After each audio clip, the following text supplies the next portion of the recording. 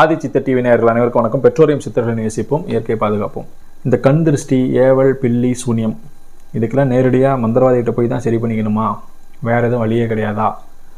இல்லை இதெல்லாம் உண்மையா? எனக்கு ஏன் என் வாழ்க்கையில் இது மாதிரி தடைகள்லாம் வருது? ஏன் நான் கரெக்டாக தான் வேலை செய்கிறேன், எனக்கு எல்லா தகுதியும் இருக்குது, எல்லாரும் பாராட்டுறாங்க, ஆனால் அங்கீகாரம் மட்டும் கிடைக்கிறதில்ல.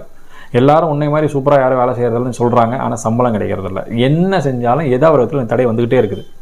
இதுக்கு வேறு ஏதாவது இறை வழிபாட்டின் மூலமாக தீர்வு காண முடியுமா? இல்லை இந்த எதிரிகள் நான் ஒரு தடவை செஞ்சோம்னா மறுபடியும் அடுத்த தடவை செய்கிறாங்க, இன்னொரு தடவை செய்யணும், அடுத்த தடவை செய்கிறாங்க, இதுலேருந்து என்னை பாதுகாத்துக்க முடியுமா அப்படிங்கிறது தான் நிறைய பேருடைய கேள்வியாக இருக்குது. ஆனால் அது உண்மையிலேயே ரொம்ப கஷ்டமான ஒரு விஷயம்தான். காரணம் என்னென்னா, நம்ம கிரகங்கள் பலவீனமாக இருந்துச்சுன்னா எதிரியுடைய தாக்குதல் வேகமாக தான் இருக்கும். அப்போ நம்ம கிரகங்களை பலப்படுத்துறதுக்கு ஒரு சில வழிபாடுகள்லாம் செய்கிறோம், அதையும் தாண்டி அவன் மறுபடியும் வேலை செய்கிறோம். இப்போ முதல் நாள் எலுமிச்சம்பழத்தை சுற்றி மந்திரிச்சு வீட்டுக்குள்ளார போட்டுறான், அதெல்லாம் கண்டுபிடிச்சி தேடி எடுத்து ஒரு 50,000 செலவு பண்ணி எடுத்து சரி பண்ணிவிட்டு ஒரு வேலையை செஞ்சது. அடுத்த மாதம் வேறு விதத்தில் ஒரு வேலையை செஞ்சு விட்டுறான். இவனை பாதுகாப்பு பண்ணுறதே எனக்கு பெரிய வேலையாக இருக்குது அப்படின்னு சொல்லக்கூடியவங்க தொடர்ந்து ஒவ்வொரு வியாழக்கிழமையும் ராகு காலத்தில் போய் பைரவருக்கு வழிபாடு செய்யணும். எலுமிச்சம்பழத்தை மாலையாக கோர்த்து, இந்த மாதிரி எனக்கு எதிரிகள் தொல்லை அதிகமாக இருக்குது, கண் திருஷ்டி அதிகமாக இருக்குது, ஏவல், பில்லி, சூன்யம் அதிகமாக இருக்குது, இது எல்லாத்தையும் என்னால் முடிஞ்ச அளவுக்கு கண்ட்ரோல் பண்ணி தடுத்துட்டேன், இருந்தாலும் மேலும் மேலும் என்னால் அதை கண்ட்ரோல் பண்ணவே முடியல, இதுக்கு நீங்கள் தான் நிரந்தரமாக தீர்வு தரணும்னு மனசார பிரார்த்தனை பண்ணிவிட்டு நேராக போயிட்டு, உங்களுக்கு யாராவது எதிரிகள் இருக்கிறாங்கன்னா அந்த எதிரிகளுடைய பெயர்களை மனசில் நினச்சிக்கிட்டு, இவங்களால எனக்கு தொந்தரவு வருது, இவங்களால் எனக்கு எந்த தொந்தரவும் வரக்கூடாது, அந்த எலுமிச்சம்பழத்தை உள்ளங்கையில் வச்சுட்டு மனசார பிரார்த்தனை பண்ணிட்டு அப்படியே ஒரு 27 எலுமிச்சம்பழம் மாலையாக கோர்த்து பைரவருக்கு போட்டுட்டு, அவருக்கு ஒரு தேங்காய் உங்கள் பேரில் அர்ச்சனை பண்ணி அதை உடச்சி அந்த தேங்காயில் நல்லெண்ணெயை ஊற்றி சிகப்பு கலர் திரி போட்டு தீபம் ஏற்றுங்க.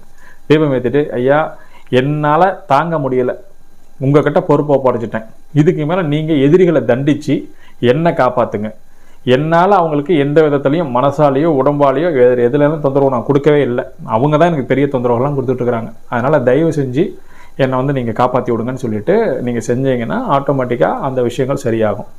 இதை விட இன்னும் எக்ஸ்ட்ராவாக ஒரு விஷயம் என்னென்னா, அந்த எதிரிகளுக்கு உண்டான எதிரி முறியன்னு ஒரு வசிய சக்கரம் இருக்குது, எதிரி முறிய அப்படின்னு ஒரு சக்கரம் அதுக்கு பேர். செக் பண்ணி பார்த்தீங்கன்னா தெரியும், பழைய ஆட்கள் அதை வாங்கி அந்த எதிரியினுடைய பெயரை எழுதி அவர் சார்ந்த தொந்தரவு, ஆனால் இது நியாயமான விஷயமா இருக்கணும், தவறான விஷயமா இருந்தால் தப்பாக போயிடும். அவங்க எதிரிகளை பேரை எழுதிட்டு கருப்பு கலர் நூலில் சுற்றி அதை அந்த எண்ணெய்க்குள்ளார போட்டு தீபம் ஏற்றிட்டிங்கன்னா அது ஒரு வேலை செய்யறதுக்கு ஆரம்பிச்சிடும். அந்த எதிரிகள் நம்ம பக்கம் வரவே மாட்டான், பக்கமே வர மாட்டான், அவனை தண்டிக்காது, நம்மளை பற்றிய சிந்தனை அவனுக்கு வராது, அவன் சும்மா இருந்தானா தான் நம்மளை பற்றி யோசிப்பான்.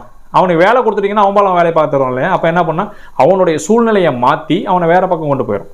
இப்போ நம்மளை பற்றி அவன் சிந்திக்கத்தான நேரம் கிடைக்காது. ஸோ மிக அற்புதமான ஒரு முறை இது. அந்த சக்கரத்தை நீங்கள் அவங்கவுங்க ராசிக்கு தகுந்தாறு போல் நட்சத்திரம் உங்களுக்கு தெரிஞ்சவங்க பக்கத்தில் யாராவது இருக்காங்கன்னா, ஒரு இந்த மாதிரி ஆன்மீகம் சார்ந்த வேலைகள் செய்யக்கூடியவங்க, இந்த மாதிரி வேலை செய்கிறவங்க யாராவது இருந்தாங்கன்னா அவங்ககிட்ட போய், இந்த எதிரியால் எனக்கு தொந்தரவு வருது சார், இவர்கிட்ட எனக்கு காப்பாற்றி கொடுங்கன்னு கேட்டிங்கன்னா அதுக்கு தான் சக்கரங்களை போட்டு கொடுப்பாங்க. இல்லைனாலுமே இன்றைக்கி தான் கூகுள் குருநாதர் இருக்கிறார்ல, கூகுள் குருநாதர் போட்டிங்கன்னா அவர்கிட்ட இல்லாத விஷயமே கிடையாது, எல்லாத்தையுமே அவர் சொல்லிடுவார்.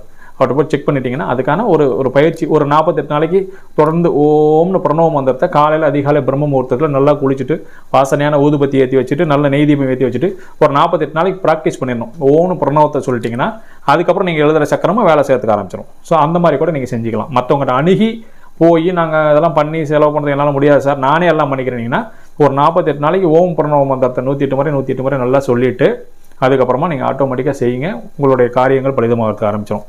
ரொம்ப எளிமையான முறை. வியாழக்கிழமை ராகு காலத்தில் பைரவரை வழிபாடு செஞ்சீங்கன்னா ஏவல், பில்லி, சூன்யம், கண் திருஷ்டி விளைகிறோம். அற்புதமான பரிகார முறை, பயன்படுத்துங்கள், பலனடையுங்கள்.